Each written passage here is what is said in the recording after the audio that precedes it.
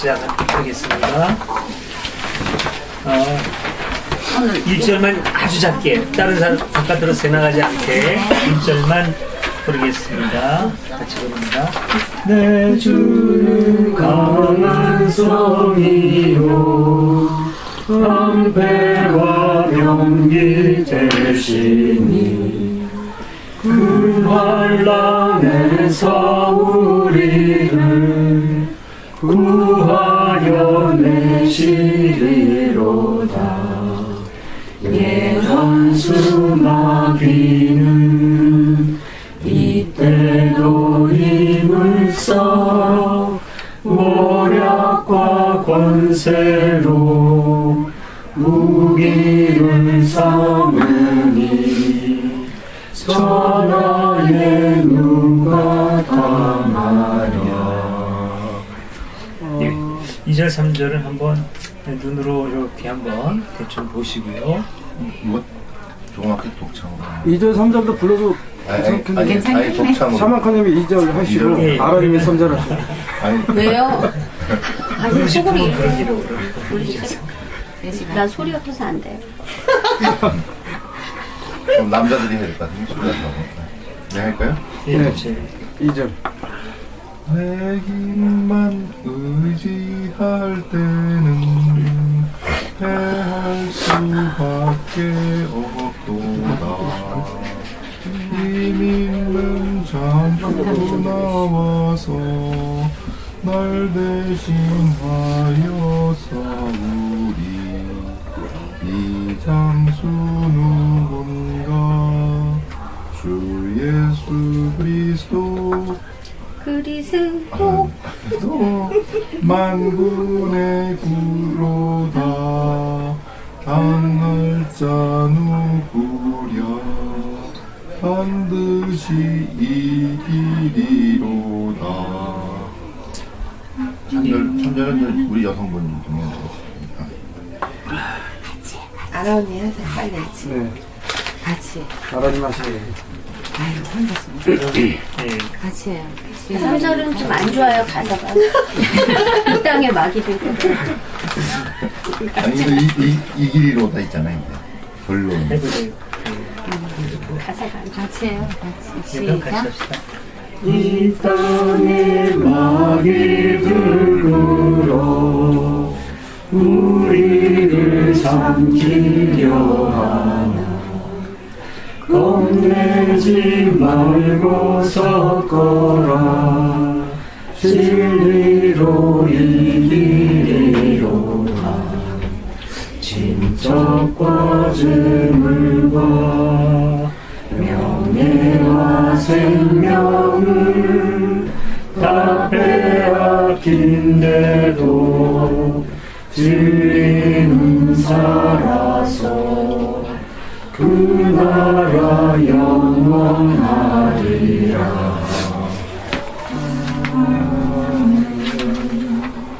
예. 감옥에 갇혀가지고 힘있게 부르는 것 같아요, 오히려. 성도들이 감옥에 갇혀서. 네. 우리? 네, 힘있게. 오히려. 우리가 감옥에 갇혔었죠. 네. 여기. 예, 나눔의 시간 갖겠습니다. 주님의 기도. 아니요, 네? 여기 저기 그 찬양에 찬양에 대해서 루터? 뭐 느낀 점이라든가 마틴 루터. 지금 느낀 거라든가 아니면 이전에 어떤 루터 거야. 이 천성과 관계된 루터라고 써있잖아요. 아, 네. 아하. 왜 그때 그 종교개혁 그래서 이렇게 그냥 세게 밀고 이게 그 군대? 행진곡? 루터가 가사를 쓴 거죠. 가사 작곡 다 한 걸로 보이죠? 예, 왼쪽이 보통 작사고 오른쪽이 네, 작곡가죠. 근데 지금 여기는 작사 작곡을 다 마틴 루터가 한 걸로 1529년. 예, 자료에 의하면 그렇습니다. 근데 이게 맞는 얘기인지 모르겠는데 예. 루터에 대해서 제가 한번 전에 그 로마의 그 계단 성당이라고 있어요. 네. 그 계단 성당에 한번 가본 적이 있는데 그 계단 건방에 그 계단, 돌로 된 계단이 있거든요. 정말 나. 그래서 그 안에 성당 내에 계단이 있어요. 들어가면 이제 계단이 있어가지고 맨 위에 저기가 있는데 그 계단을 그러니까 예루살렘에서 뜯어왔대요. 네. 근데 이제 말로는 이제 설명하는 사람들이 막 좀 재밌게 하려고 하는 건지 그 예수가 그 골고다 언덕으로 가면서 이렇게 계단 십자가를 지고서 올라가잖아요. 그 계단을 뜯어왔다. 뭐 이렇게 얘기를 하는데 당시에 이제 그 루터의 종교혁명이 일어나기 전에 그 고행 이런 걸 갖다 많이 강조를 했나봐요. 수도사나 아니면은 그 성직자가 되기 위해서는 근데 그 순례를 많이 왔는데 로마에 그 계단은 서서 올라가는 게 아니고 무릎으로 그것도 맨 무릎으로 그 갖다가 대략 한 계단이 정확하게 기억은 아니지만 한 50계단 정도 압박되는 것 같아요. 돌로 된 거. 이게 많이 좀 깎여 있더라고요. 거기를 갖다 이제 무릎으로, 맨 무릎으로 저어서 올라가도록 그 순례할 때 했다고 하더라고요. 그래서 그 안내하는 사람 얘기로는 이거는 진리의 길이 아니다. 뭐 해가지고 그 종교혁명을 하는 동기가 됐다. 뭐 이런 얘기를 들었어요. 이제 루터가 그 수행하는 과정에서 그런 과정 같은 계단을 무릎으로 올라가면서 자기 어떤 수양을 위해서 그렇게 했다는 얘기는 전해져 내려와요. 예, 그건 전해져 내려옵니다. 근데 그 과정 통해서 어떤 그 만족을 얻지 못하고 계속해서 거기에서 이제 그러니까 말하자면 이것도 개신교 중에 지각일 수 있어요. 자기 노력, 자기 수양으로 하나님과 온전히 만나고 만족해줄 수 없다는 한계를 느꼈다는 얘기가 전해 봅니다. 예, 그 얘기는 전해 와요. 근데 이게 역사적으로 사실인지 아니면 어디인지에 대해서는 좀 불투명한 것 같고, 예, 그렇습니다. 그리고 마틴 루터의 그 어떤 그 생각을 확 바꾸게 된 이거 안 되겠다라고 안 되겠네 이대로는 라고 결정적으로 이 사람에게 자극을 준 사건은 성베드로 성당 증축 사건이죠. 이거는 뭐 거의 해석이 일치 않은 부분입니다.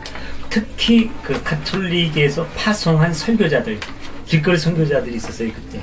그래서 바티칸에서 파송한 선교사들, 주로 이제 그 신부들이라든가 이런 사람들이 이제 그 설교를 한 거죠. 성베드로 성당의 증축을 위해서. 내용은 대개 이렇습니다. 그 가톨릭에는 연옥교리가 있잖아요. 당신들의 부모님은 지금 연옥에서 고통을 받고 있는데 여기 와서 헌금을 하면 동전이 쨍그랑하고 떨어지는 그 순간 여러분 부모님의 영혼이 연옥에서 천국으로 날아 올라갈 것입니다. 이런 식의 설교를 했어요. 이거는 완전히 구원을 돈을 받고 파는 거죠. 이게 마틴 루터로 하여금 속된 말로 휙 돌려 만든 거지. 그래서 이제 그 95개 조의 그 선언문을 비텐베르크 성당에 못을 받게 되는 이건 명확합니다. 그 신부 이름까지도 교회사에 기록이 돼 있어요. 테셀 신부라고 하는 사람인데 명설교가였죠 당시에. 테셀 신부가 그렇게 설교하는 걸 보고 마틴 루터가 그냥 휙 돈 거죠. 안 되겠네 이래가지고 이제 시작이 된 거죠. 그때가 1517년입니다. 비텐베르크 성당의 못을 받고. 잘 아시겠습니다만 이런 식으로 연상하면 기억하기가 쉬워요. 5.18 사건 잘 아시죠? 예. 근데 이건 5.18 사건보다 먼저 일어난 사건이잖아요. 그러니까 1년 정도만 땡겨주시면 됩니다. 5.17 사건이에요. 예. 마틴 사건은 5.17 사건. 1517년. 그때 이제 그런 이제 일이 있었다는 것이죠. 그런데 문제는요. 우리가 이제 이럴 수가 있어요. 마틴 루터, 그런 특히 개신교인들한테는, 대빵이죠. 이분이 개신교를 입대한 너무나도 숭고한 분. 그런데, 다른 시각에서 보면은 이 사람의 순수성에 대해서 상당히 많이 문제시 삼을 수 있는 부분들이 많이 있어요. 우선, 이 사람의 동기가 순수한 거냐, 아니면 그 뒤에 다른 배경이 있느냐. 이건 일반적으로 우리가 논의하고 있죠. 어떤 정치적인 의도, 뒤에 영주들의 세력하고 어떤 그 교황들하고 어떤 그 힘겨루기라든가 이런 거, 영주들의 지원이 없었다면 마틴 루터가 성공할 수 없었을 겁니다. 근데 그것도 제쳐놓고 마틴 루터의 작사 작곡이 맞다면, 이게 도중에 왜곡된 거라든지 누군가가 마틴 루터의 이름으로 만들어낸 게 아니라 진짜 마틴 루터 작사 작곡이라면 저는 상당히 마틴 루터에게 실망을 느끼지 않을 수가 없어요. 역시 어쩔 수 없구나, 시대의 한계. 왜냐하면 여기 보세요. 지금 이 사람은 강하게 지금 전투를 하는 건데, 이 전투, 여기서 말하는 상대가 누구겠습니까? 지금 내주는 강한 성이라고 하죠. 그리고 이 땅의 마귀가 들끓어서 우리를 삼키려고 한다고 그래요. 근데 마틴 루터에게 있어서 평생의 어떤 그 신앙의 싸움을 싸울 수밖에 없었던 그 대적자들, 그 사람들이 누구겠는가 말이죠. 가톨릭이죠.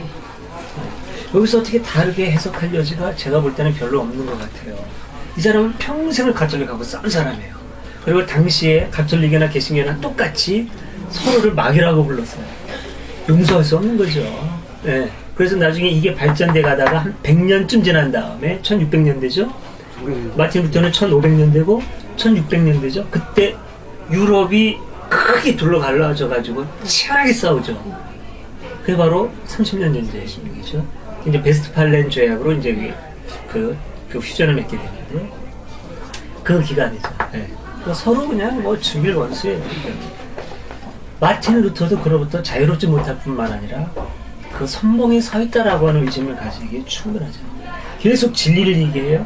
예? 예. 맨 그 3절 맨 끝에 보면 뭐 친척과 재물과 명예와 생명을 다 빼앗긴다 해도 진리는 살아서 그 나라 영원하려.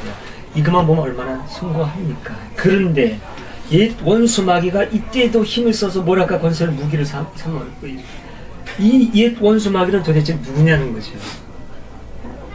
아마도 가톨릭일 텐데 신앙관이 다르고 해석이 다르다는 이유로 이렇게 형제교회를, 오늘날 우리는 형제교회로 받아들이잖아요. 그래도 이렇게 본다고 한다면 문제가 좀 있다는 거죠. 그러니까 루터조차도. 그건 그렇게 봐야 되는 건 맞지 않나요? 어떻게 해요? 그러니까 예를 들면 네. 그 캐톨릭에 네. 우리가 그러잖아요. 그러니까 캐톨릭에서 그 행하는 그런 것은 네. 정당하지 못하고 마귀적인 지단. 물론 이제 그러니까 거기서 그 이제 그 당시, 자체 그 당시. 베드로 성당 그래서 돈으로 보는 발거 요거 자체만 났을 때는 부당한 일이죠. 부당한 일이에요. 근데 이제 어쨌든 싸우는 과정에서 루터는 이제 개신교고 캐톨릭 그런데 서로가 마귀로 보고 싸운단 말이죠. 이건 어떤 특정 사안에 대해서 비판하는 게 아니에요. 굉장히 포괄적인 관점에서 보고 있는 거죠. 당시의 입장으로 그 루터 입장에서 볼 때는 네네.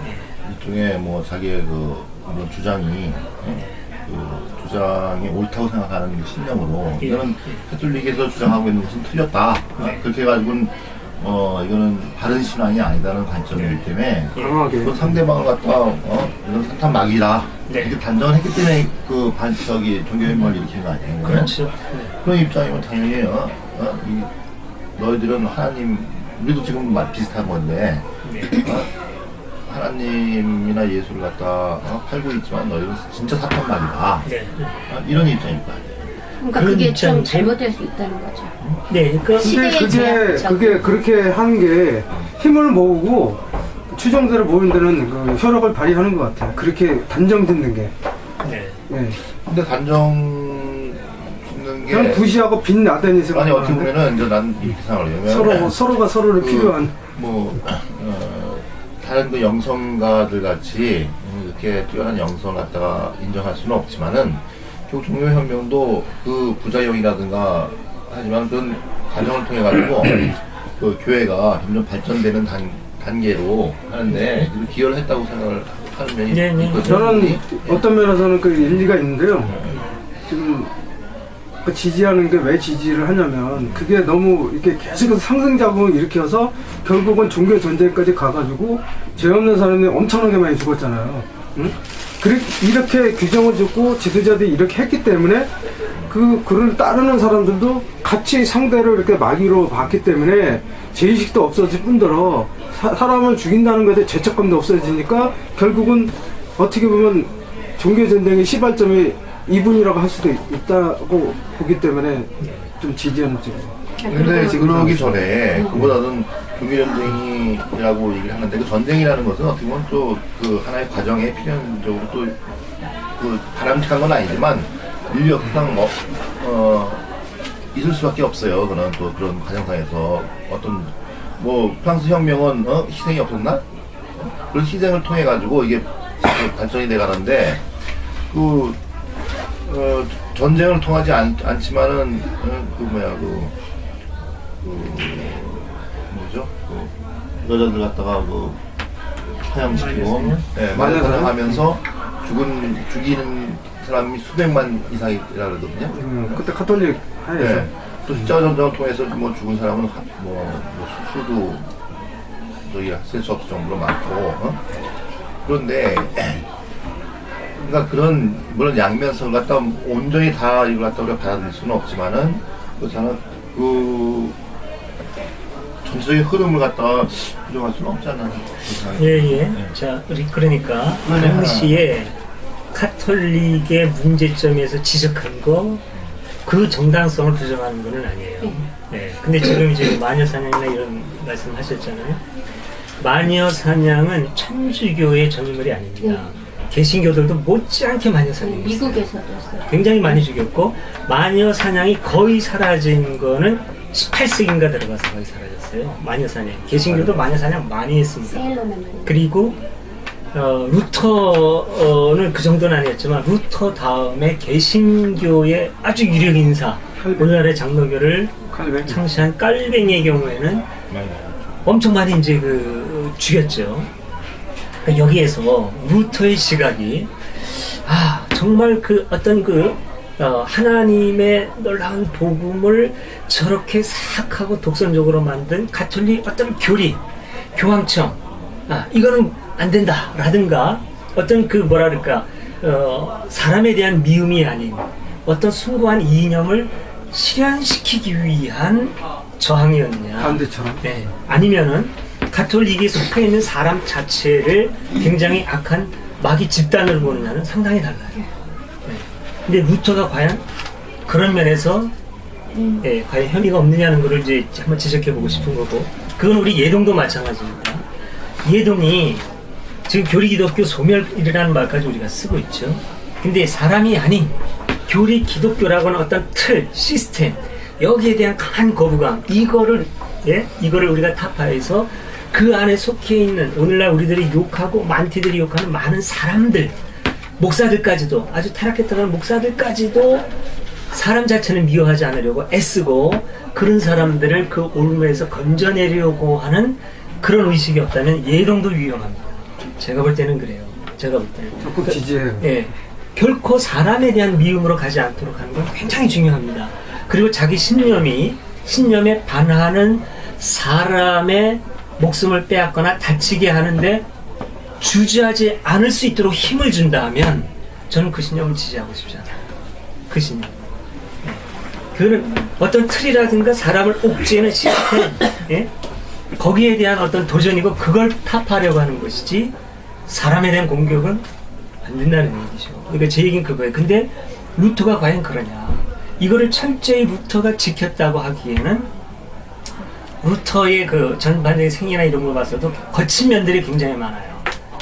칼뱅하고 비교하기는 어렵지만 칼뱅의 경우에는 제가 볼 때는 이건 굉장히 사나운 사람입니다. 학살자. 칼뱅.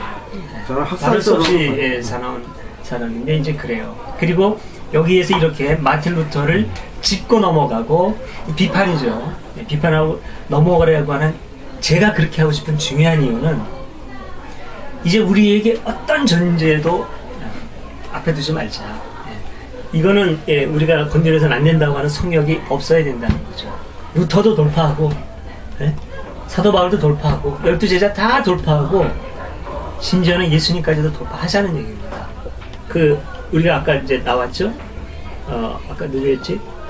영성사상 마이스터 에카르트 보면은 기독교 교리 다 돌파합니다. 나중에 읽어보세요. 다 돌파해가고 나중에 3일체까지 돌파해요. 다 해체됩니다. 에카르트에 의해서.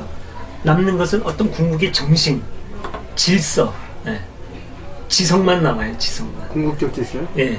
그러니까 나중에 그렇게 얘기해요. 뭐라고 얘기하는지 하여튼 정확하게 표현은 안 나지만 결국 남는 것은 그러니까 하나님은 존재라기보다는 지성이다. 그러니까 존재성까지도 부정하고 들어가는 거죠. 어떤 절대 존재 이것까지 깨고 지성이다. 이렇게 되면은 이 지성에 도달하면 지성이라는 게 뭔가요? 이거는 인격에 대한 돌파예요. 인격체가 아니에요. 뭐 유일이니 뭐니 인격 이런 거 말할 필요도 없어요. 이건 어떤 법칙이라든가 정신이라든가 도라든가 법이라든가 이런 말하고도 충돌될 게 없어요. 네. 어떤 종교하고도 궁극적인 대화가 통하는 거죠. 여기까지 이제 갑니다. 그러니까 이게 가능한 거는 이 마이스 에카르스트가 13세기 인물이거든요. 1200년대 사람일 겁니다. 아마. 이 사람이 이미 그때 모든 전체를 다 돌파했다는 뜻이에요. 지금 우리보다 10배, 100배는 더 용기 있는 겁니다. 왜냐하면 이건 곧 죽음을 의미할 수 있으니까. 네. 근데 워낙 이 사람이 뛰어난 학자고 추종자도 있고 그러니까 당대에 수많은 고비를 넘겨갔지만 죽고 나서 1년 만에 결국은 이단 파문을 당하고 말아요. 사실은 이 사람하고 비슷한 영성가면은 성 프란치스코라든가 이런 분을 들 수 있을 텐데 프란치스코의 경우는 이론적으로 그렇게 교황청에 대들지는 않았죠. 네. 그러니까 이제 살아났다고 보고 도미니크 스토사 그러니까 카톨릭에서 굉장히 강조하는 두 축이 영성의 두 축이 프란치스코하고 도미니코거든요. 도미니코는 제가 볼 때는 나중에는 도미니코는 타락한 길로 갑니다. 마녀사냥이라든가 이런데 도미니크 스토사가 굉장히 관여해요. 왜? 진리를 수호하기 위해서.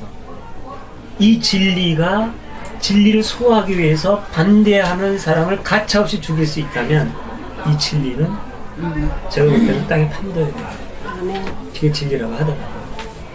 이제 지금 이런 식에서 저는 이제 루터를 한번 이제 비판하고 싶었는데 일부러 루터를 끌어들인 건 아니고 여기 지금 악마가 나오죠? 악마가 나옵니다. 우리 본문에 악마가 나와요. 네. 그런데 루터가 보는 악마의 실체나 본문에서 보는 악마의 실체나 유사점이 있어요. 유사점이. 근데 이제 그게 무엇인지는 우리가 이제 본문을 들어가서 좀 생각해 보기로 하고요. 예, 넘어가도 되겠습니까? 예, 그럼 주님의 기도 하겠습니다. 하늘에 계신 우리 아버지, 아버지의 이름을 거룩하게 하시며 아버지의 나라가 오게 하시며 아버지의 뜻이 하늘에서와 같이 땅에서도 이루어지게 하소서. 오늘 우리에게 일용할 양식을 주시고 우리가 우리를 잘못한 사람을 용서해 준 것 같이 우리 죄를 용서해 주시고 우리를 시험에 빠지지 않게 하시고 악에서 구하소서. 나라와 권능과 영광이 영원히 아버지의 것이니라. 오늘 성생과 나눔 이어서 합니다. 예, 바다를 잔잔케 하시는데 이 성서는 이제 우리가 거의 이렇게 쭉 이어가지요. 예, 가능하면 사건 순으로 이어가는데 그 복음서 자체가 사건 순으로 되지 않기 때문에 그 본문이 왔다 갔다 하는 건 어쩔 수 없습니다. 그러나 우리는 최대한 사건 순을 따라가는 걸로 해서 진행을 합니다. 여기서 바다를 잔잔케 하는 사건은 마가복음에 의하면, 마르코에 의하면 우리가 전에 공부했던, 지금도 우리가 많이 잊었겠습니다만 그 천국 비유 설교 있었죠. 예수님의 천국 비유에 대한 말씀 7가지 예를 들어가면서 뭐 씨 뿌리는 자의 비유, 뭐 보화의 비유, 예? 그다음에 뭐 가라지 비유 여러 가지 있었지 않습니까? 그 비유 말씀 이후에 나오는 이야기예요. 그것도 좀 염두둬야 되죠.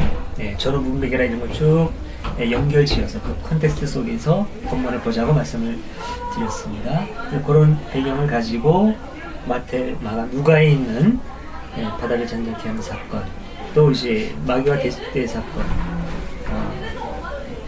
이어지는 사건이죠. 한 10분 우리가 살펴본 다음에 또 나누는 시간 갖겠습니다. 예, 그러면은 이제 나눔의 시간을 갖겠습니다. 예, 이제 예수님이 바다를 잔잔하게 하시는 사건, 그다음에 이어서 그 마귀 들린 사람에게서 그 마귀를 쫓아내고 그 쫓겨난 마귀가 그 돼지에게로 들어가죠. 나중에 몰살을 당하는 그런 장면이 나오는데 마태, 마가, 누가에 다 나오게 됩니다. 자, 네, 자유롭게 나누도록 하겠습니다. 저는 그 숨골되는 신경이 됐어요. 그럼요. 풍랑을 보니까 이게 비유 아까 말씀하셨잖아요. 그 메타포 비유. 예. 여기도 실제로 이제 그 호수 건너다가 실제로 이런 일이 있었던 것 같아요. 제가 봤을 네. 때는 실제로 이런 일이 있었는데 진짜로 그 예수님이 이제 그 멈춰라 이래서 그런 건 아닌 것 같고 네. 이 풍랑이 이니까 그 비유를 들어서 말씀하셨는데 제자들에게 풍랑임에 그 예수님한테 이제 어떻게 해야 되냐고 이렇게 어떤 그 소란이 일인 것 같은데 이걸 그 비유로 해가지고 너희가 아직 그 믿음이 이제 그 부족한 것 같다. 이걸 이제 이걸 성경 기자는 이게 이제 신화적 사건으로 이제 사람들한테 그 당시 이제 문자 읽을지도 모르는 사람들한테 재미있게 하려고 그 전달을 쉽게 하려고 이렇게 한 것 같다는 생각이 들고 두 번째는 돼지 때 이 돼지 치는 사람 먼저가 있길래 이 사람들 엄청 곤란하다는 거 아니에요. 물질적인 피해. 네. 돼지 비싸잖아요. 네. 맞아요. 그리고 또 하나는 그 당시 그 돼지는 불결한 그 돼지는 안 먹는 음식인데 네. 제가 이제 몰라서 말씀드리는 거예요. 솔직히 모르니까. 네. 근데 왜 돼지를 키웠을까? 네. 그런 의문점도 들고, 응? 아니면 아무 죄 없는 사람, 돼지 치는 사람들은 일하는 사람들인데 얼마나 황당했을까? 네, 그런 생각이 들었어요. 자, 그러면은 명백하고 쉬운 것부터 하죠. 우선 그 돼지 문제 왜 그 이스라엘 그 당시 유대인들은 이거 9명 돼지를 그 부정한 짐승으로 보고 이제 멀리 했는데 어떻게 돼지를 치는 기사가 있을 수 있냐는 그런 문제부터 한번 생각해 보죠. 그 사건이 일어난 지방이 뭐라고 돼 있습니까? 다른 거란사 지방. 지역이 그리고 틀리더라고요? 네네. 그리고 거기에 보면은 데카폴리스라는 말이 나오죠. 대가볼리. 데가볼리. 우리 개혁에는 데가볼리로 나오는데 여기엔 데카폴리스라고 나오죠. 폴리스는 도시라는 거 아시죠? 네. 폴리스는 그리스 도시고 도시. 데카는 뭡니까? 데카. 열명. 열을 뜻합니다. 네, 그러니까 10개의 도시라는 뜻이에요. 그러니까 이 데카폴리스는 요단강 동쪽에 있는 유대인들이 사는 말이 아니라 10개의 도시, 이 데카폴리스라는 말 자체가 그리스 말이잖아요. 그리스인들이 주로 사는 지역이에요. 그리스 지역에는 바꿔서 돼지가 부정한 짐승이 아니에요. 그리스 지역에. 그러니까 그리스 지역에 사람들이 사는 지역에서 일어난 일입니다. 유대인 마을에서 일어나는 게 아니라 그리스 사람들, 헬라 사람들 마을에서 일어난 일이에요. 그럼 이제 돼지 문제는 이제 해결이 된 거죠. 네. 돼지 문제. 예. 그리고 또 말씀을 나눠보시죠. 근데 이걸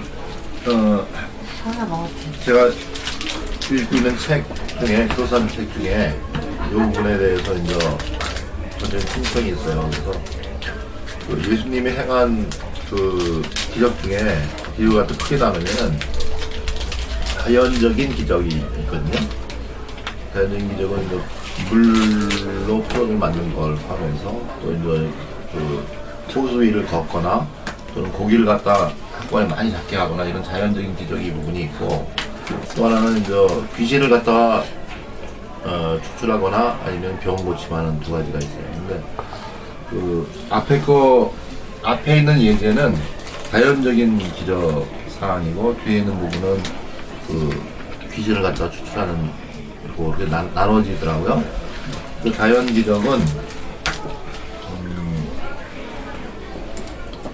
대상이 누구냐면은 예수님 주변에 있던 제자들이라든가 또는 어머니 또 예수님을 추종했던 사람들을 대상으로 자연기적이 일어났고 그 다음에 병고침이나 귀신 추출은 그 외부에 있는 사람들 대상으로 했다는 것을 좀 주목해서 봐야 된다는 그렇게 정리를 했더라고요. 그래서 이것이 물론 이제 역사적 예술을 그 책을 쓴 크로산도 기적 자체 사실을 갖다가 인정하진 않아요. 상징적인 것이다, 그는 비유적인 것이다, 또는 메타포적인 것이다 이렇게 얘기를 하는데 앞에 나왔던 자연적 기적 부분은 예수에 대한 어떤 신념, 믿음이랄까 또는 권위 이런 부분에 그러니까 예수가 없으면 모든 일이 이루어지지 못한다는 어떤 그런 것을 상징적으로 표현한 부분이다. 이렇게 일단 될 수 있을 것 같아요. 그거에 비해서 2,000마리한테 손해를 끼친 것은 아주 현실적인 건데 지금도 얼마 전에 돼지 막 불에 타가지고 2,000마리 닭도 2,000마리면 되게 많은데 이때 2,000마리는 되게 많은 건데 이 바다나 이런 걸 책망하는 것보다 굉장히 너무 많은 손해를 끼쳤다고 보고 그러면은 앞에 이 노래랑 좀 비슷한데 친척과 재물과 명예와 생명을 빼앗긴 데도랑 똑같은 말인 것 같아요. 이렇게 외부 사람들한테 무섭게 이 정도로 강하다 우리 교주님이 그런 거를 보여주는 게. 자기 중심적이죠. 어저께 그 나왔던 교주랑 똑같은 것 같네요. 네. 어저께 어떤 여자 교주 나왔는데. 여기서 한 가지 좀 정리가 되는 것 같습니다. 이게 실제 사건이냐, 실제 이벤트를 기록한 거냐, 아니면 실제로 이와 유사한 사건이 있었다 하더라도 예를 들자면 뭐 많은 돼지가 물에 떠내려간다든가 이거 실제로 있을 수 있는 일이죠. 그 다음에 이제 막 풍랑이 몰아치는 바다에서 죽을 뻔하다가 살아났다든가 이런 거는 실제로 일어날 수 있는 일이고 사람들의 기억 속에 오래 남을 수 있습니다.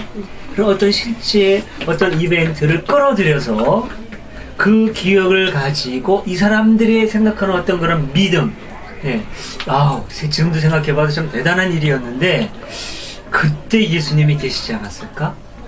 예수님이 아니고 누가 이런 일을 했겠어? 라고 하는 어떤 순수한 믿음의 어떤 그 고백이라든가 아니면 순수한 게 아니라 상당히 의도적일 수도 있는 그 사건을 결합을 시켜서 이렇게 아까 뭐 교주라는 표현도 쓰셨는데 이렇게 주님의 능력은 강해 우리가 이거를 믿어야 돼 라고 하는 메시지를 주기 위해서 실제 사건을 도입한 거냐라고 하는 그런 문제가 있습니다. 근데 이제 대부분 한국교회에서는 실제 사건으로 보지요, 당연히. 근데 실제 사건이라고 할 경우에 상식을 가진 사람이라면 이런 문제를 짚어냅니다. 예수님이 혐의를 벗을 수가 없어요. 그때 우선 아까 난 말씀하신 대로 돼지들의 누군가의 소유일 텐데 거기에 대한 얘기가 전혀 없잖아요. 그럼 그 사람들에 대해 어떤 거 보상을 해줬다든가 예수의 명령으로 들어갔으니까 보상을 해준다든가 그래야 돼. 재산상의 손괴에 대해서는 전혀 함구하고 있단 말이죠.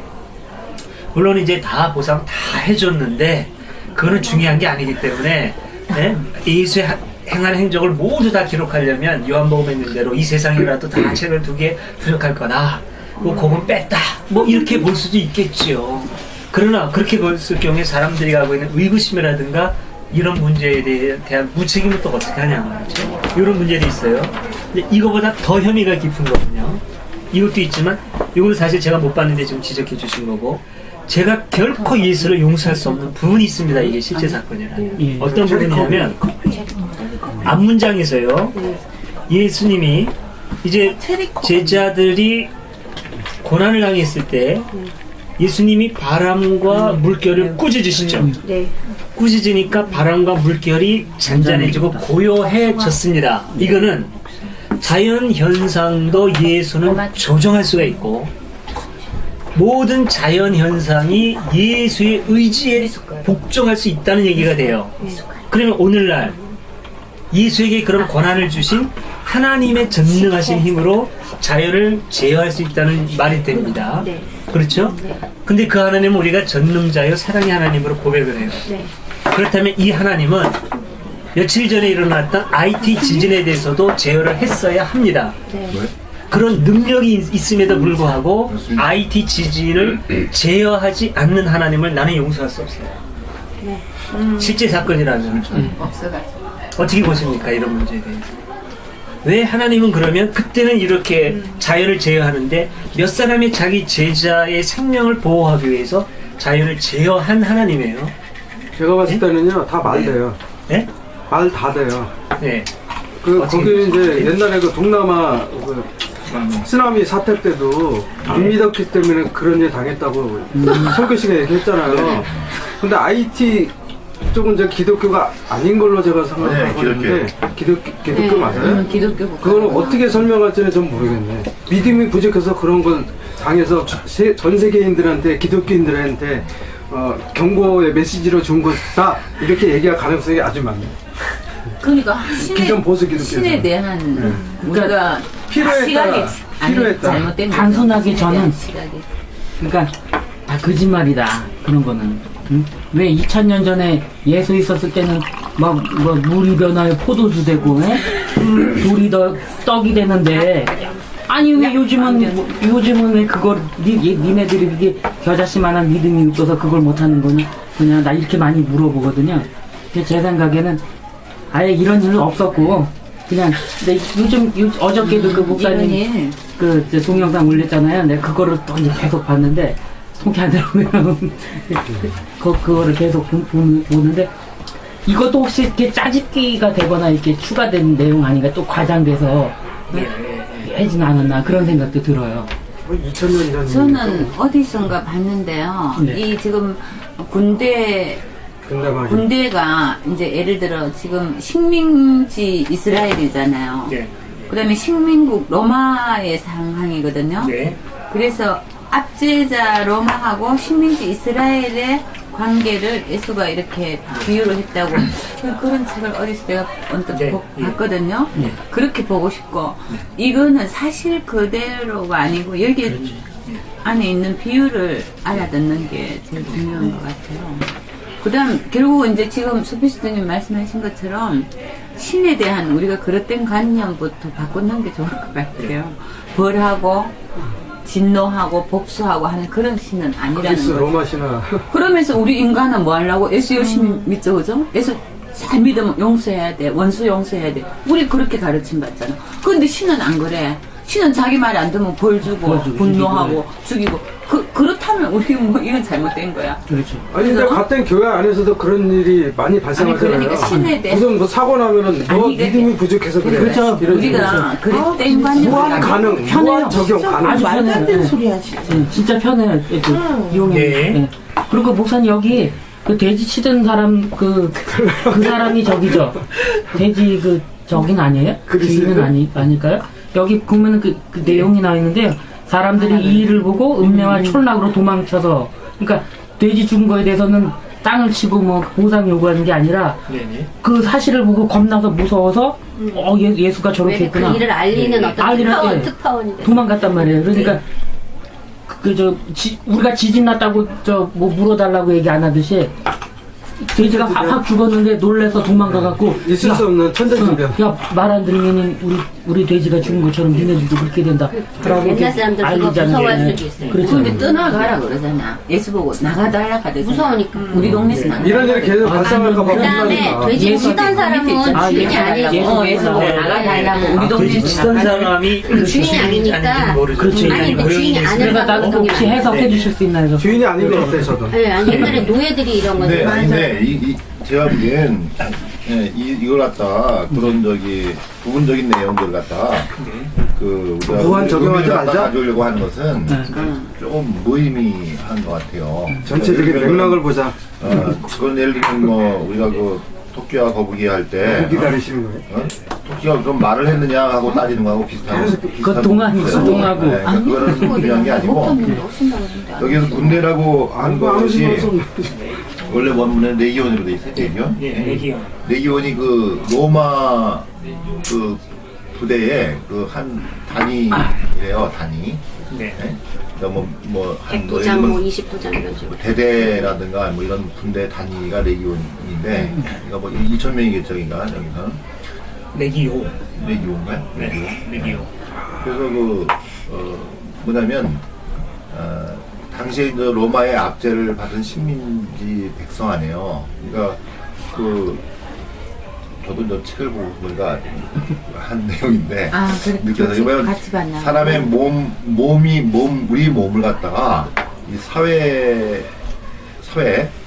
그러니까 뭐 유대 사회라든가 이런 사회나 세계하고 동일시해서 비유를 많이 썼다 이거예요. 그래서 이 당시 이렇게 묶여 있는 이 병자는 유대 민족 식민 압박을 받고 있는 유대 민족을 뜻하고, 그래서 이제 이 로마 군대를 갖다가 지중해에다가 그냥 바닷속에다가 그냥 쓸어버리는 그러한 어떤 그 비유. 상징적인 비유라 이거죠. 그러니까 압제에서 해보자 하는 옛날에 임진왜란 이후 쏟아진 고대 소설을 거기서 비슷한 중요한 부분은 압제를 우리도 이제 일본 일제 압제를 받았지만은 압제를 받고 있는 그 민족의 경우엔 그 정신적으로 보면 이중적인 그 요소가 있다 이거예요. 하나는 그 압제를 저항받는데 해가지고 그 일본이라든가 로마에 대해서 굉장히 나쁜 녀석들 하면서 우리 원수 이렇게 하는 반면에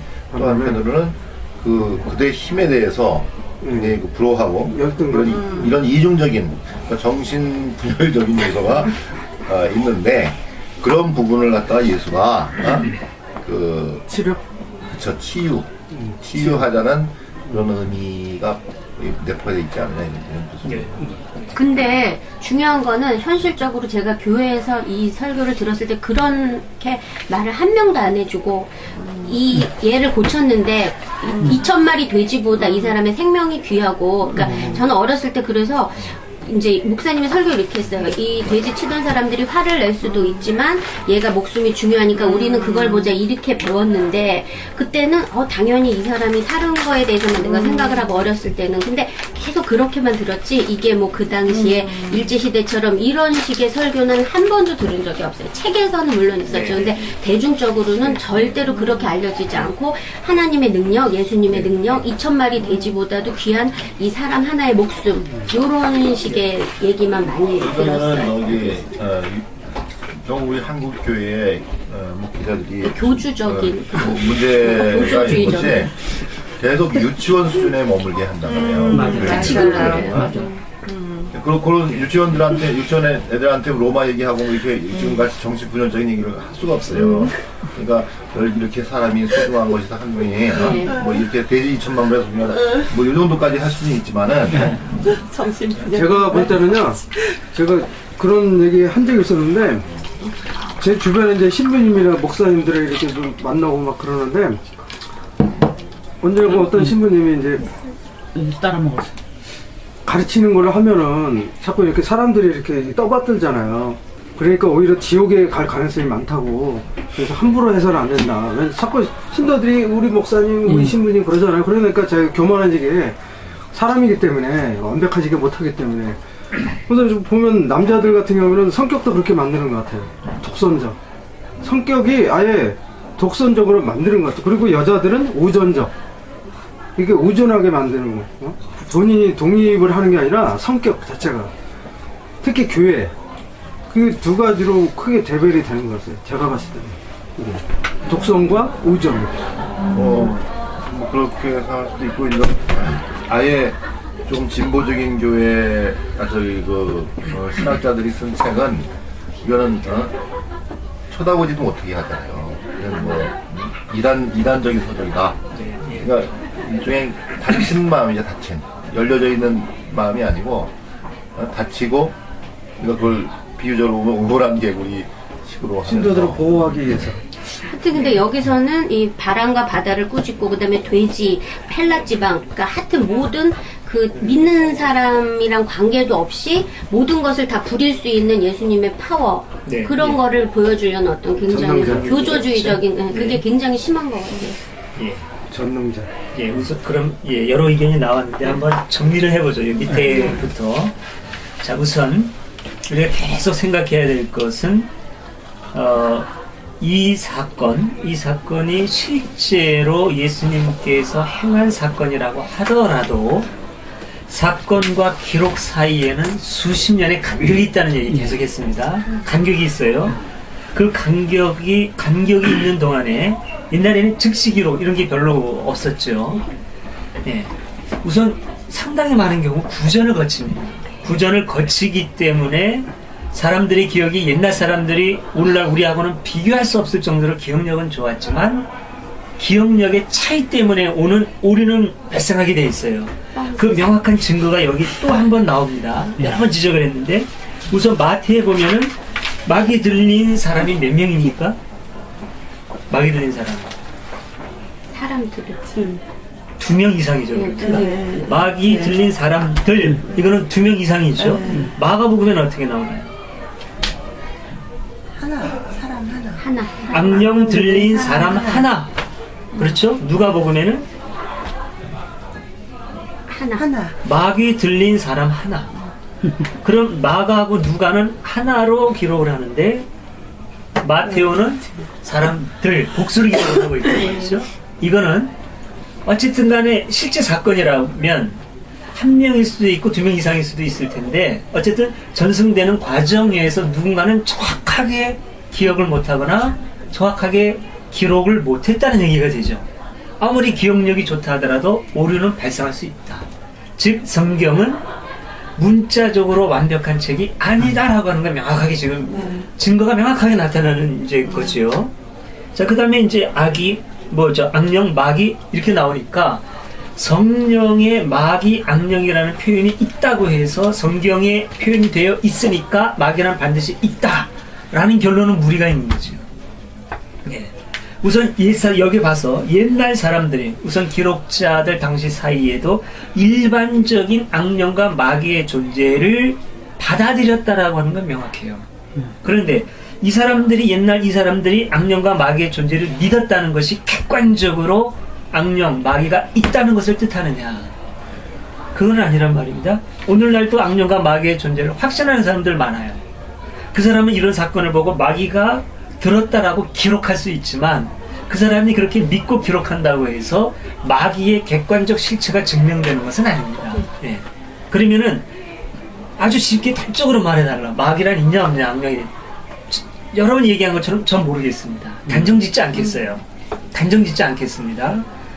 예. 그러나 적어도 두 번째 경우, 이런 경우에 성경에 나오는 많은 마귀들은 당시 사람들의 인식을 반영하는 것이지 마귀가 객관적으로 존재한다는 걸 증명한다고 정의 내려서는 안 된다라고 하는 결론은 분명히 내립니다. 네, 그건 분명히 내리고, 그리고 두 번째 경우에도 특히나 여기에서 나오는 이 마귀들은 이거는 메타포로 로마 군대를 의미한다는 게 거의 명확해요. 진보적인 학자들 거의 이렇게 해석을 합니다. 네. 왜 그러냐면은 여기에 나오는 마귀에 대해서 물어보는데 군대라라고 대답을 하죠. 이 군대입니다. 이 군대라는 말이 네, 어서오세요.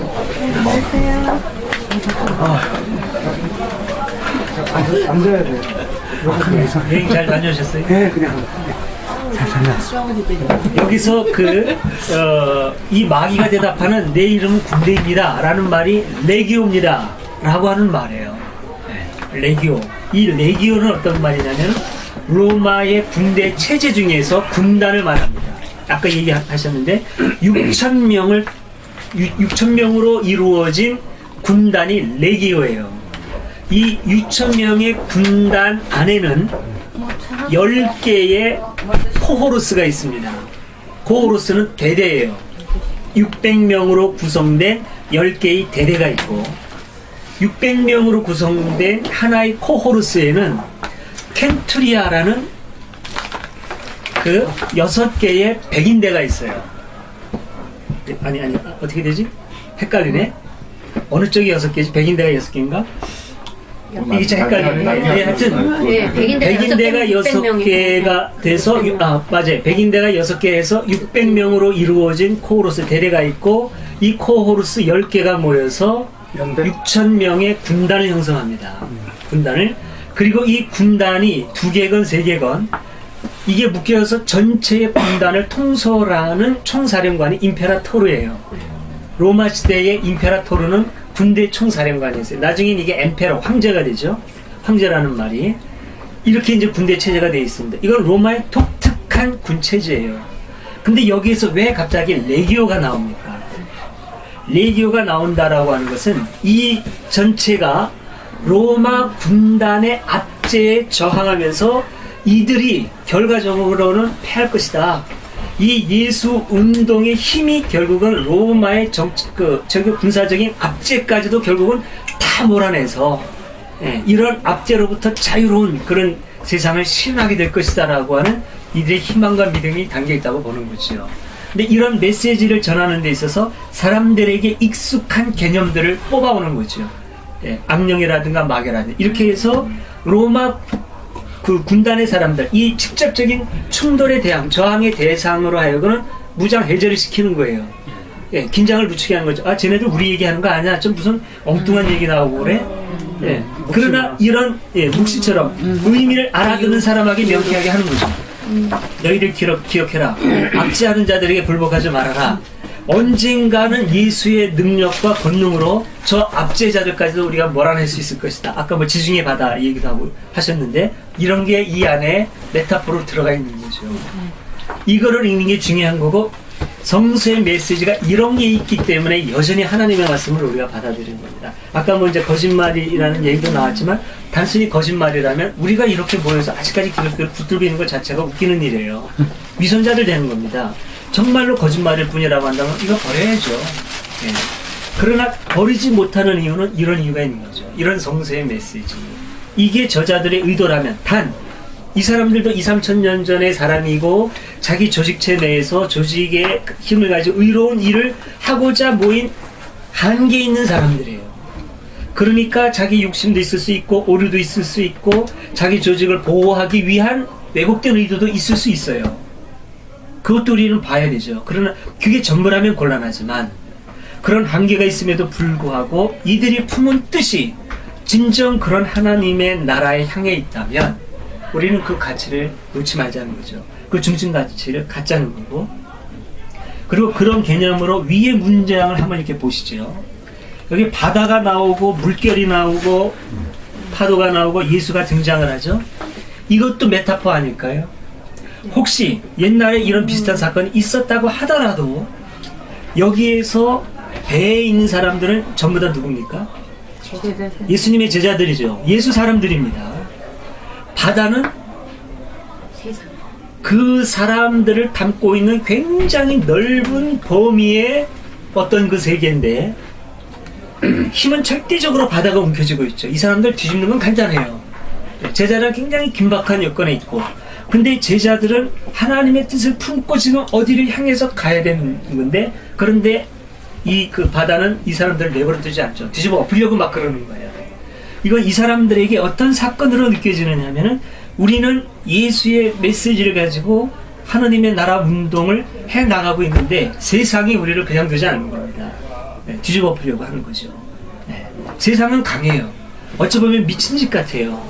무슨 힘이 있다고 감히 세상을 향해서 싸웁니까? 경랑이 몰아치고 파도가 몰아치는데 이런 상황에서 그러나 우리가 놓쳐서는 안 될 우리의 의미의 중심, 뜻의 중심, 우리 힘의 중심 그게 뭐냐? 그 공통분모가 뭐냐? 예수죠. 예수를 놓치면 안 되는 거예요. 예수가 자기는 모든 인생이고 자기들이 해야 할 모든 것은 예수님에 대한 강력한 연대로 말미암아서 이루어질 수 있는 것이죠. 이런 메시지를 사람들한테 줘야 돼요. 만약에 이 공동체가 예수보다 세상을 더 크게 보면 공동체는 무너질 수밖에 없는 거죠. 네.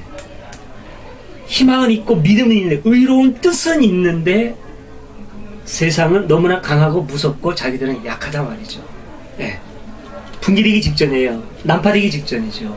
그러나 우리가 붙들어야 될 예수가 결국은 이런 세상의 모든 난관을 이길 수 있게 하지 않겠는가. 그러니까 남아있는 거죠. 안 그러면 다들 도망가야죠. 그럼 이들의 강력한 믿음과 희망이 이렇게 반영된 것이 아니겠는가 하는 거죠. 그렇다면 이 사람들의 믿음과 희망은 세상을 뒤엎는 강력한 힘이 될 수 있는 거예요. 이거는 반드시 실제 사건이다, 이벤트다. 그러면 우스꽝스러워지는데 이거는 과학하고도 충돌이 되고 이 하나님은 용서할 수 없는 하나님이 되죠. 바다와 이 그 풍랑을 잔잔케 하실 수 있는 능력의 하나님이 왜 IT의 지진을 그냥 내버려둬서 몇십만을 죽게 하느냐 말이죠. 이런 하나님 같으면 우리는 이 하나님하고 싸워야 돼요. 네. 이게 예수 하나님이 아닙니다. 이런 폭군은. 근데 그게 아니라 옛날 사람들의 어린 세계관에서 어린 세계관이라서 이런 식으로 표현이 되어 있지만 이들이 표현하고자 하는 진정한 뜻이 이런 것이라고 한다면 이 가치는 우리가 가져야 된다는 거죠. 이게 바로 예수 정신이고 예수 운동입니다. 그러니까 이게 성경의 수많은 메타포로 쓰여져 있는 의미라고 하는 것이죠. 이게 바로. 저는 네. 이거 풍랑 보면서요. 지난주에 그 가시나무 불렀는데 네. 계속 비유로 이렇게 제자들한테 이렇게 가르치고 그럼에도 불구하고 제자들이 여전히 흔들리는 가시나무 그렇게 정리가 되더라고요. 네. 여전히 흔들리는 가시나무. 아니, 근데 목사님 같이 이렇게 이런 설교를 들으면은요, 진짜 다른 의심도 안 하겠어요. 왜 니네는 2000년 전엔 이게 요술도 부리고 그러는데 왜 지금 못하냐. 예. 근데 지금 목사님 말씀 들으시니까, 그러니까 이해가 돼요. 네. 진짜 이해가 되는데, 하여튼 무슨 얘기를 다. 어쨌든 목사님처럼 그렇게 설교하시면, 안티도 좀 들라. 근데 반대로 이거를 네. 아직도 이런 막이나 진짜 풍랑이나 이런 걸로 예. 해석하는 세력이 사실 더 아, 많고 맞다. 거기에서 예수가 세상보다 강하다 이거를 지금도 네. 설교를 하고 있어요. 맞아요. 예, 그러니까 거기에서 예, 맞아요. 분리가 잘 안 돼요. 저 있잖아요. 그 세상 목사, 나도 이 설교 들어봤거든요. 바다에 잠잠해라! 그러니까 잠잠해졌대요. 그리고 설교할 때도 목사님처럼 그 시대적 배경을 설명하는 게 아니라 이 돼지 진짜 요대로 설교를 해요. 네, 네. 돼지들이 근데 결론은 똑같아요. 귀신한테 네. 현혹당해갖고 바다에 빠져주고. 그게 좀 보수 문자주의 잔. 그러니까 의심을 하게 되는 거예요.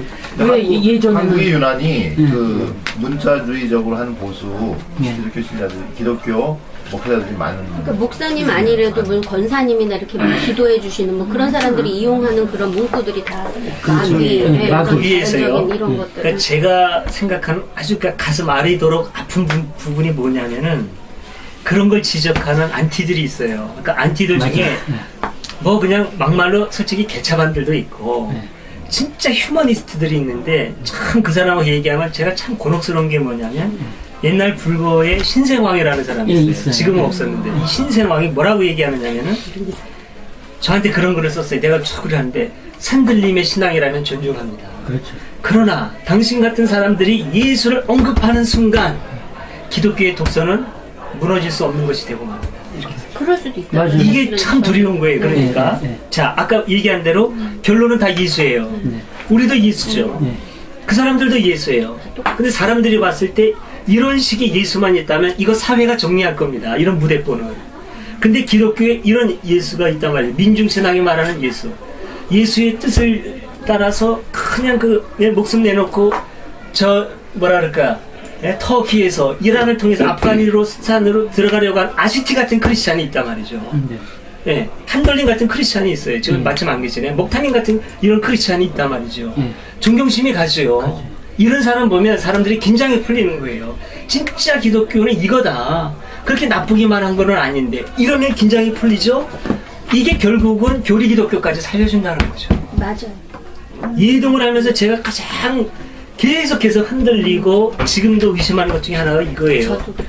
예동을 내가 잘하고 있느냐.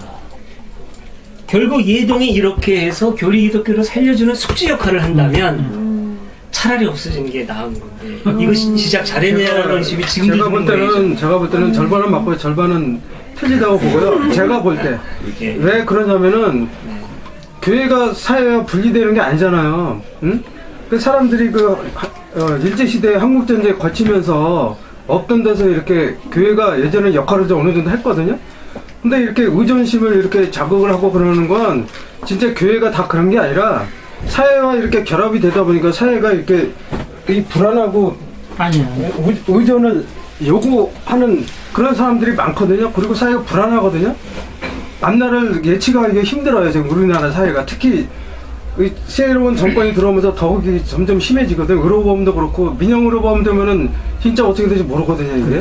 그러니까 사람들이 이게 불안하니까 어떤 의존심이 점점 요구가 되고 그러면 어떤 또 대상을 찾기 마련이거든요. 내가 불안하니까 어떻게 물리적으로 불안하거든요. 이게 몸이 불안하니까 자기는 정신도 그렇게 따라가게 되고. 그래서 제가 예전에 그 공동체 갔을 때 하필이면 이상하게 영미권의 공동체 사람들이 많아요. 그래서 제가 질문을 했었어요. 왜 유럽에 있는 사람은 공동체 합류 안 하고 미국에 있는 사람들만 이렇게 공동체에 많냐?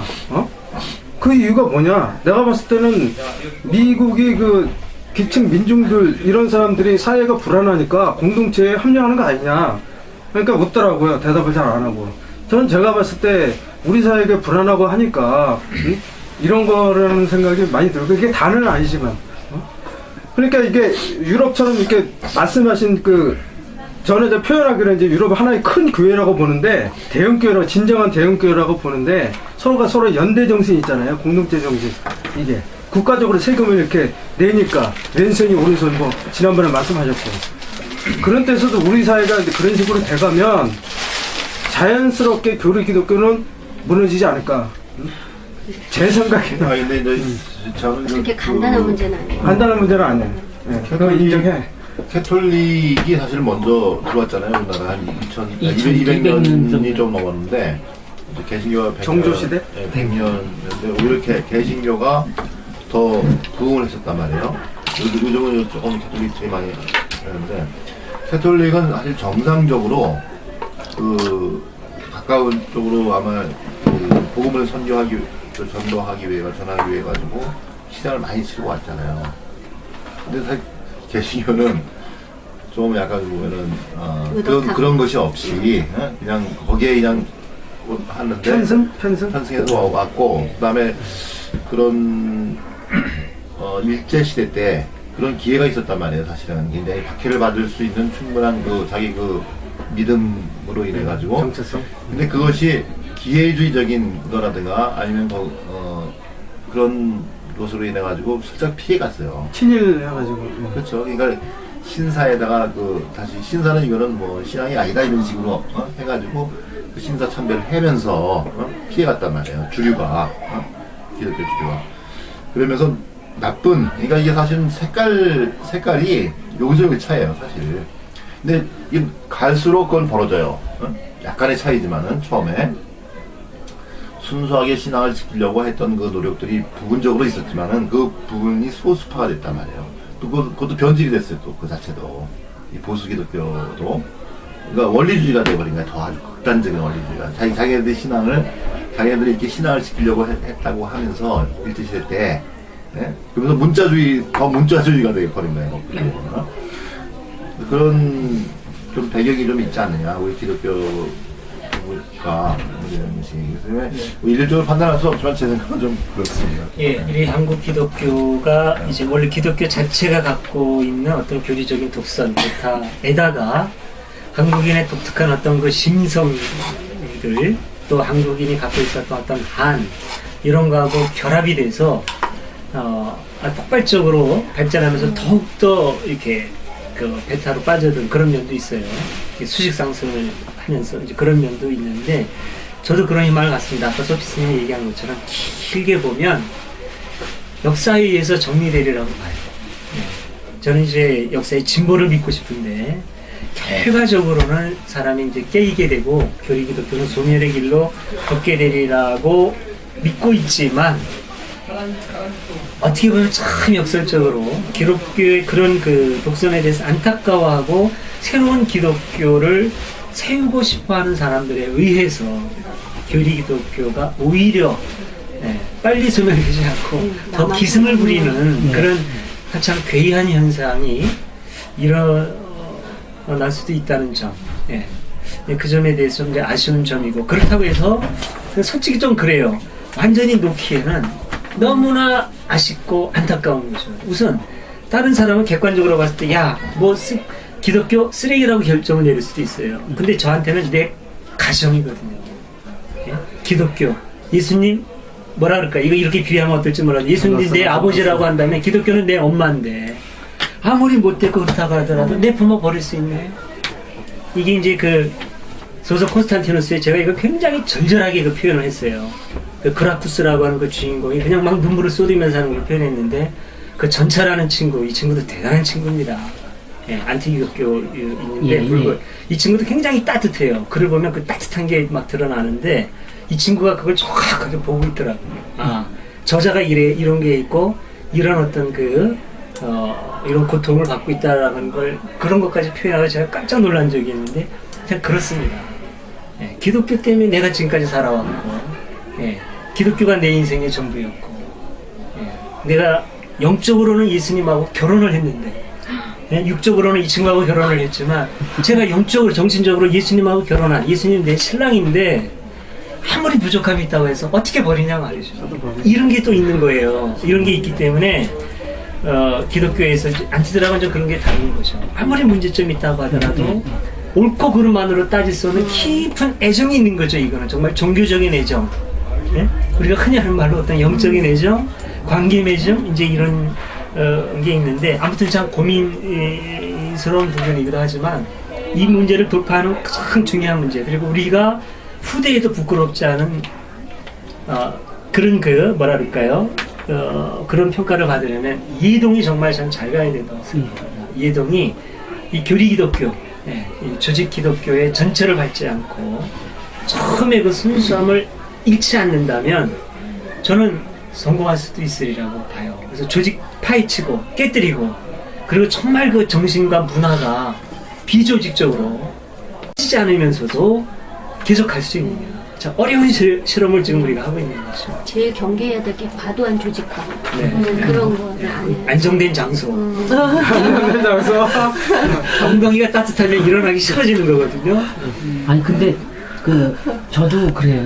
예수님 순수한 예수님.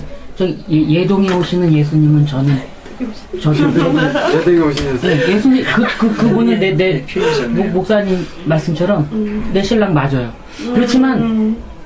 그렇지만 세상 사람들이 다 자기 신랑은 예수님인데 그 신랑을 욕되게 하잖아요. 우리 신랑 나가서 바람 피고 술 먹고 늦게 들어오고 이렇게 되잖아요. 그죠? 그러니까 지금 그 예수님이 우리의 저기 신랑인데 기존 교회들이 그 예수님을 욕먹인단 말이에요. 그 안티들이 하는 게 예수 죽이는 애들 결국은 이 기독교 신자들이 행동을 잘못하니까 결국은 예수가 도매급으로 같이 욕을 먹는 거잖아요 지금. 그래서 우리가 잘 해나간다면 그래도 예수를 어느 정도 커버를 해주고 근데 그것이 제대로 된 신랑이 되지 않을까. 이전에 이제 교리 기독교의 네. 생명을 더 연장해주는 역할을 아니요, 저는 그렇게 생각 안 해요.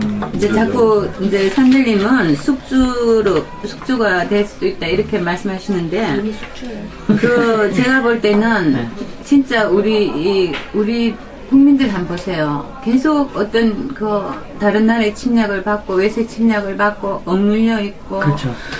진짜 그런 민족이거든요. 그렇기 때문에 우리 그 민족 위에 기독교가 들어왔을 때는 다른 나라보다는 어차피 이렇게 되게 돼 있어요. 민족성도 있고 국민성도 있는 거예요. 거기다가 더하게 해서 기독교가 이렇게 될 수밖에 없지만은 분명히 우리 민족들도 깨어날 거예요. 근데 그게 우리 애동이 말하는 이게 없다면 몰라요. 기존 그렇죠. 기독교수 말하는 예수만 알고 지내는 그렇죠. 거예요. 그러니까 미운 거예요. 안티들은 더 미운 거예요. 그렇죠. 그런데 미워할수록 이 기존 기독교는 더 강해진다고요. 사실은 그렇잖아요. 살아남기 위해서.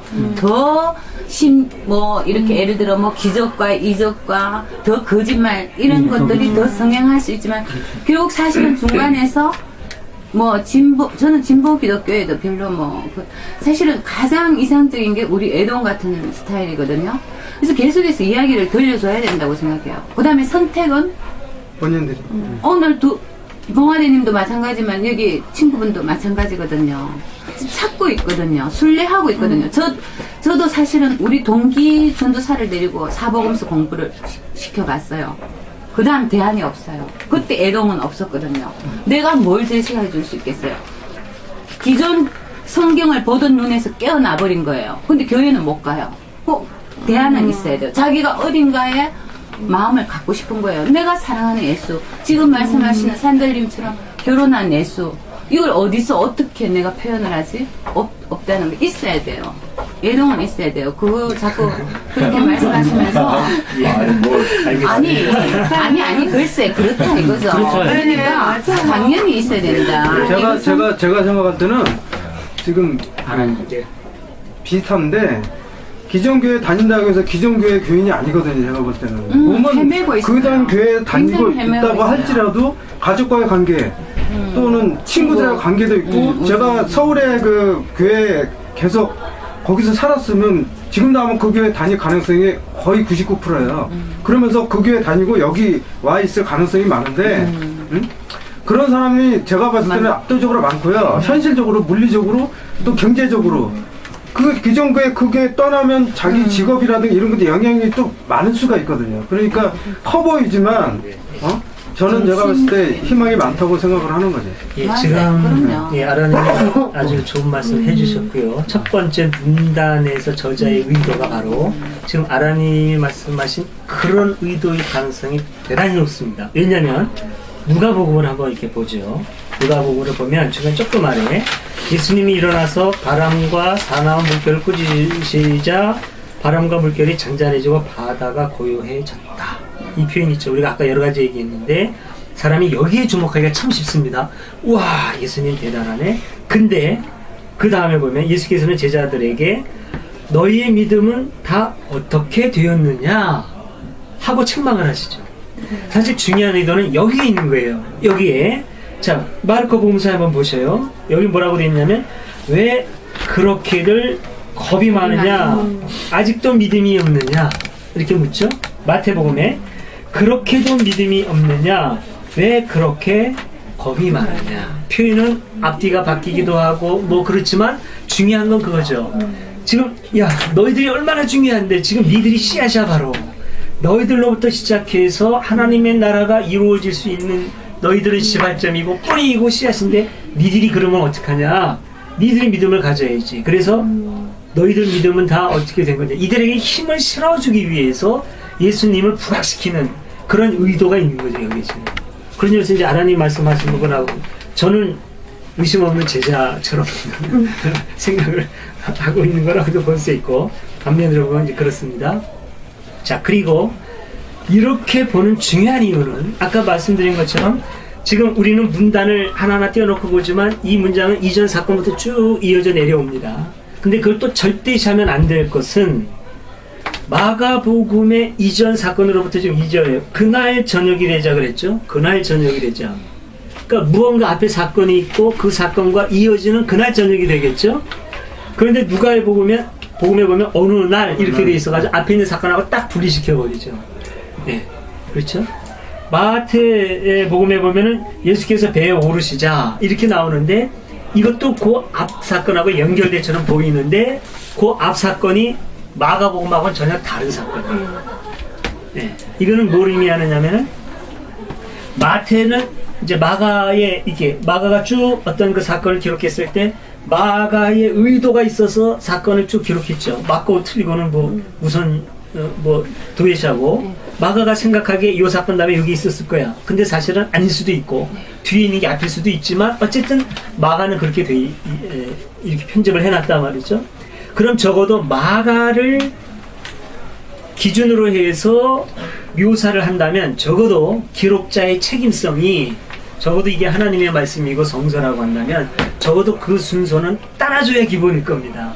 근데 이 사람들한테는 그런 책임성이 없어요. 네, 우리가 읽을 줄 몰랐으니까. 서로 몰랐어요. 그러니까 마가에서 따오기는 따오는데 자기 의도에 맞추는 거죠. 마가는 이렇게 했지만 자기가 볼 때는 요 얘기를 강조하고 싶어요. 그럼 이 순서를 바꿔서 가지고 오는 거예요. 뭘 의미하느냐면 마태나 누가는 마가를 참조하면서도 마가의 어떤 그 서술의 절대성을 인정하지 않았다는 거예요. 그건 네 관점이고 마가의 관점이고 네가 선배라고 하더라도 내가 더 잘할 수도 있어. 사실 제자가 선배나 스승을 뛰어넘어야 되지 않습니까? 이 사람들은 이런 좋게 보면 자유로움이 있는 거예요. 그러니까 순서를 그대로 따르지 않아요. 마가복음의 앞선 순서도 자기가 볼 때 요로 하는 게 좋을 것 같아. 그럼 뒤로 돌리는 거죠. 이런 식의 일들이 이루어진다는 겁니다. 자, 그러면 어쨌든 오늘날 우리는 무슨 생각을 가져야 되느냐면은 이 사건이 연결돼 있다면 그래도 마태나 누가보다는 마가를 따르는 게 좋겠다라는 결론을 내릴 수가 있어요. 그럼 마가의 앞부분은 뭐냐 하면 아까 말씀드린 것처럼 천국 비유였단 말입니다. 예, 천국 7가지 비유. 이거는 계속해서 무슨 얘기를 하느냐면 지금은 작지만 나중에는 크게 이루어진다는 겁니다. 하느님의 나라 지금은 조그맣게 시작하지만 나중에는 이것이 우리 사는 세상에 아주 넓게 퍼져서 모든 사람이 하나님의 사랑과 정의와 평화 안에서 행복하게 살게 된다. 그 하나님의 나라를 노예 그 당시 구현하는 데 있어서 너희들은 지금 씨앗이야 라는 얘기를 앞에서부터 계속 해오고 있는데 이 얘기를 정리하고 딱 보니까 이 친구들이 너무 한심한 거죠 지금. 예. 그러니까 이 사람들의 흔들리는 마음, 여린 마음, 그래 너희들은 마치 배에 탄 것과 같아. 예. 세상은 굉장히 크시 배 하나는 뒤집어 삼킬 수도 있는 이런 바다하고 파도일 수 있어. 그래도 그 세상을 봐서는 안 돼. 예수를 봐야지. 이 메시지가 첫 번째 문단의 중요한 의도일 수 있다는 거죠. 네. 두 번째 사건도 바로 그런 맥락에서 압제자에게 굴복하지 마라. 로마의 압제자 아니면 유대 종교적인 압제라도 마찬가지고 거기에 압제. 아무리 그들이 분단으로 우리를 위협한다고 하더라도 그래도 결국은 악의 세력은 망할 수밖에 없는 거야. 네. 어떤 이런 메시지가 담겨 있는 걸로 오늘날로 적용해 보면 교리기독교라고. 교리기독교도 들어가겠죠. 근데 이제 여기서 지금 이제 로마의 분단도 들어가 아예 있잖아요. 악마가 아니잖아. 그러니까 예수가 공격하는 대상을 보면 종교 지도자도 있고, 근데 잘 드러나진 않지만 나중에는 어쩌면 이럴 수도 있어요. 나중에 그러니까 이 몇십 년의 세월이 지난 다음에 쓰여졌다고 했잖아요. 종교 지도자들과의 싸움은 많이 기록되어 있는데 사회적인 저항에 대해서는 별로 기록을 안 하죠. 보다 더 종교화되고 조직화되는 거라고도 볼 수 있어요, 이 기록자들이. 근데 그럼에도 불구하고 여기에 사회적인 압제자를 대상으로 딱 놓고 거기에 대한 대항의 문구들이 나와요. 이거는 예수 운동이 단순히 종교라는 테두리 안에 머물지 않았다는 거죠. 사회에 대한 어떤 그런 저항, 모든 압제에 대한 저항이었다는 겁니다. 그러니까 오늘날 사회적인 압제, 정치적인 압제에 대한 저항까지. 하여튼 사람을 옥죄는, 사람을 가두고 옥죄고 사람을 괴롭히는 모든 압제와 폭력에 대해서 저항한 것이 예수운동의 원형이었다고 보는 겁니다. 이번 2일 투표 잘합시다. 어? 네? 이번 2일 투표 잘하자고. 6월이에요? 이번 2일. 6월 1일? 제가 이기로 그런데. 예. 지방자치제. 이렇게 좀 정리해도 될까요? 네. 네. 혹시 뭐 다른 말씀 있으세요? 저는 이제 그 압제자, 물론 여기서 압제자는 로마 혹은 뭐 오늘날 현실에 비추면 지금의 정권도 우리에게 압제자가 될 수 있어요. 근데 우리 애동도 압제자는 되지 말아야 된다고 생각해요. 아무리 좋은, 우리 애동이 좋은 모토를 갖고 있어도 그걸로 인해서 우리하고 다른 사람을 공격한다면 우리도 압제자예요. 우리 애동에 들어온 사람한테 말하자면 압제할 수는 없다는 거죠. 그러니까 이거는 그냥 평화롭게 그런 문제에 있어서는 그렇고, 근데 정치적인 거에 있어서는 뭐 피를 보고 싶은 사람 보세요.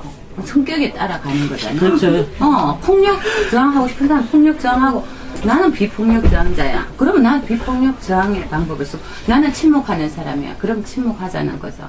우리도 나와 다르다고 해서 압제하면 그건 여기 나오는 군대하고 똑같은 거예요. 지금 그 말씀 하시니까 어제 무슨 일이 있었냐면 저희 집에 알려줘요?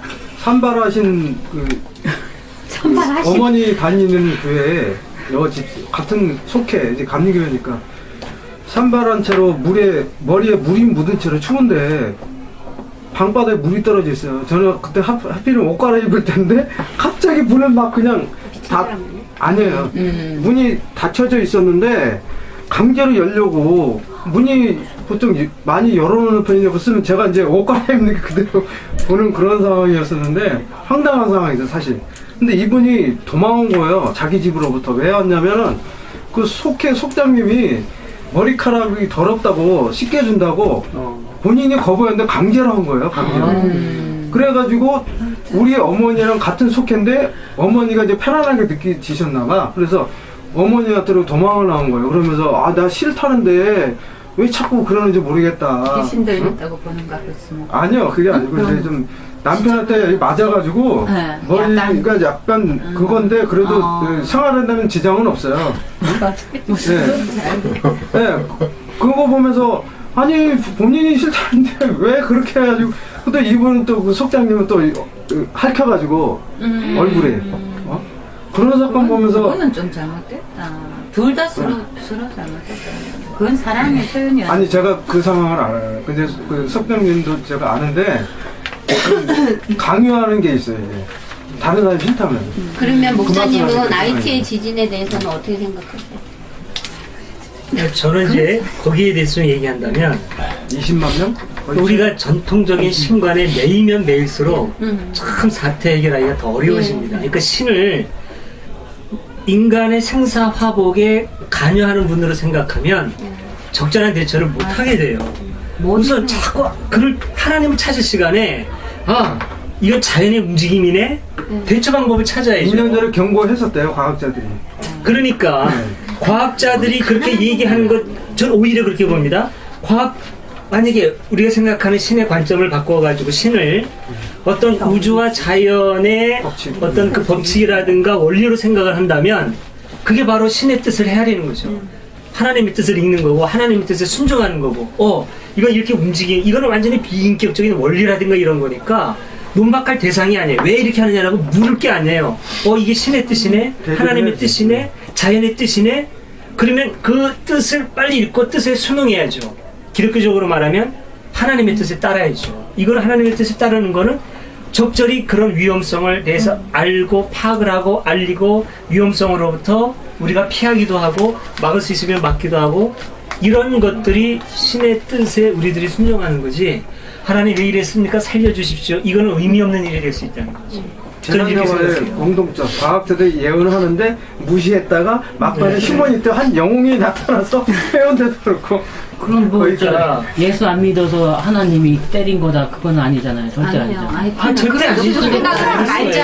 근데 목사들은 그래, 대형교회 목사들이 그런 말을 자꾸 하니까 목사들은 신경 쓸 필요가 없어요. 그래서 유교적이야. 예. 목사님들이 가르치는 내 생각은 목사도 신경 쓸 필요가 없어. 질문하게 되면 그냥 믿어라 무조건 믿음이 없는가요? 믿어라 이렇게. 그래서 우리 머릿속에서 이런 자연 현상에 대해서 하나님과 연결하는 도마 얘기 많이 하잖아요. 끊으려고 노력을 무의식적으로 가야 되냐? 하는 생각이 있잖아요. 그런 거를 끊으려고 노력을 좀 해야 될 그러니까 쉽게 말하면 한마디로 단순하게 말하면 자연 법칙이 하나님이에요.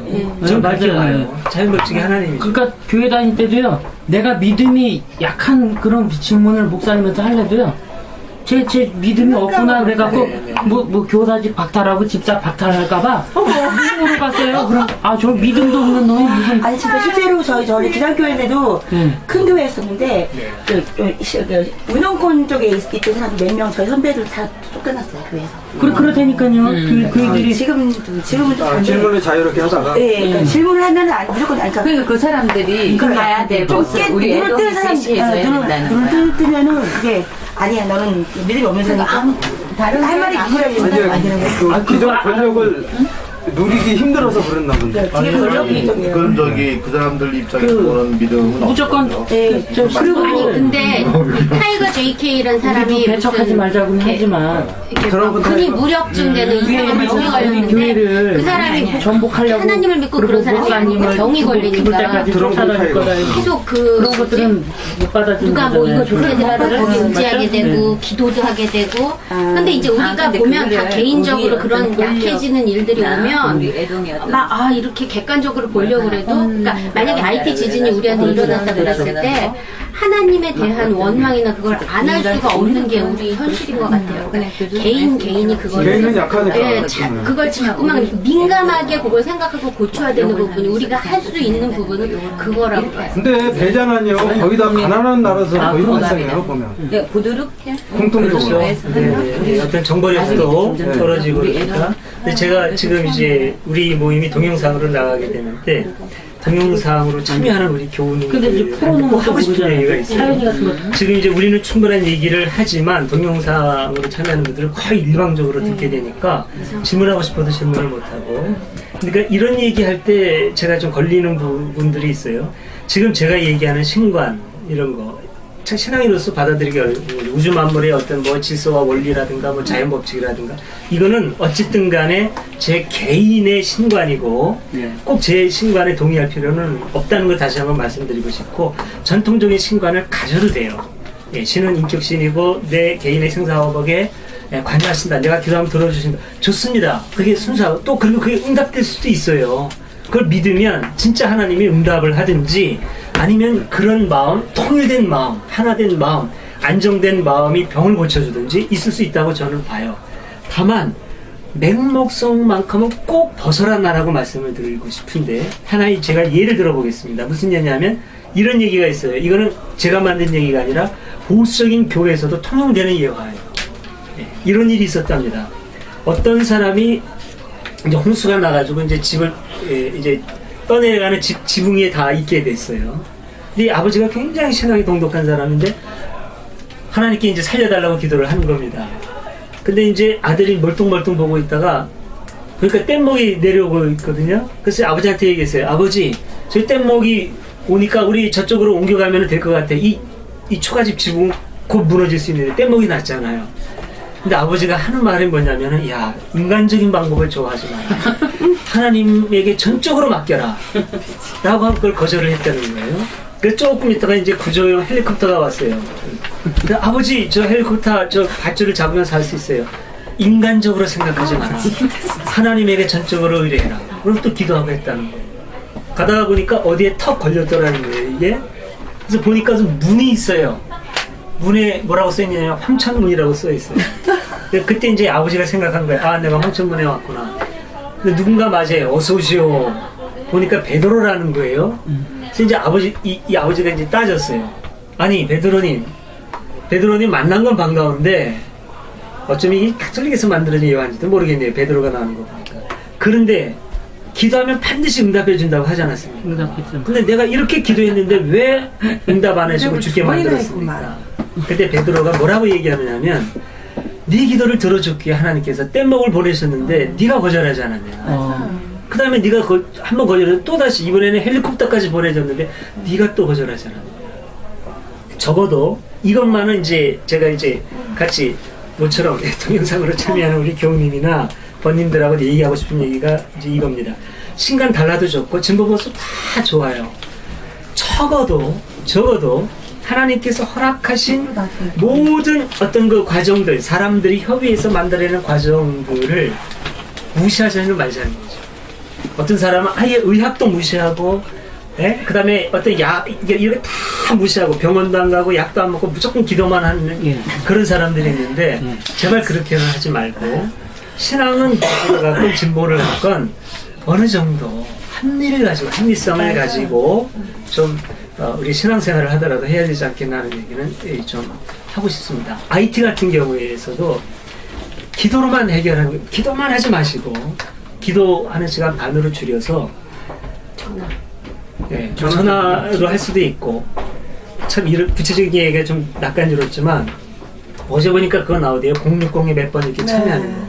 그거 하나에서 1,000원이라도 보태주는 게 1시간 기도하는 것보다 1시간 기도하려면 힘들잖아요. 한 10분만 하시고 전화하면 안 더 낫지 않을까요? 그게 더 효과적이라고 난 생각합니다. 1분도 안 걸려요. 그렇게 좀 합리적인 어느 정도 신앙을 가졌으면 참 좋겠다는 얘기를 좀 전화 기부가 왼손이 아니라 오른손을 목에 한 거랑 똑같아요. 제가 봤을 때. 예. 감명받았어요. 너무 뭐라고 하지 마세요. 네, 우리 이제 정리해도 되겠습니까? 네. 우리 같이 공동 축도하겠습니다. 우리 주 예수 그리스도의 은혜와 아버지 하나님의 사랑과 성령의 보호 인도하심이 우리 가운데 영원토록 함께하소서. 아멘.